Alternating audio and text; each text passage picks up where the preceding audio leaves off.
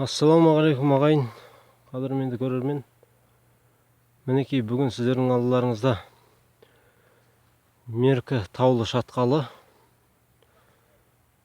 Өздеріңіз көріп тұрғандай өте табиғаты өте әсем. Біз қазір Меркі тауының Қарасай Жалаңаш шатқалдарының етегінде тұрмыз. Мінекей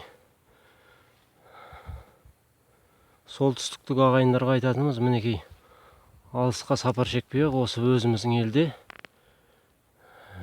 өзіміздің табиғатымызды тамашалай білсек, қадірлей білсек дейміз ағайын. Сол себепті осы бейнетаспаны түсірудеміз. Міне өздеріңіз көріп тұрғандай дәл қазір біз Меркі ауданының деңгейінен биіктігі 800 метрлік тау шыңында тұрмыз. Және де мына жерде осы ауылдың малшылары қоныстанған. Өздеріңіз көріп тұрғандай, міне кейбіреу егіншілікпен айналысып жатыр. Бүгінде біз осы жаққа бір іс-сапармен келіп едік.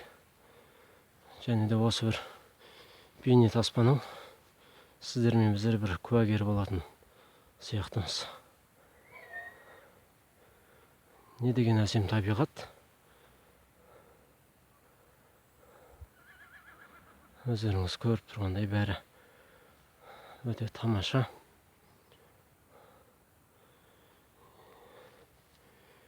Қалталы азаматтар болса айтатынымыз, міне алыс жерлерге барып, шетелге барып, шетелдің қоржынын толтырғанша осы өзіміздің елде не бір Аллахтың жаратқан таңғажайып дүниелерінің бар екенін осы бейнетаспа дәлелдеп беретін шығар деген ниеттеміз. Келіңіздер ағайын.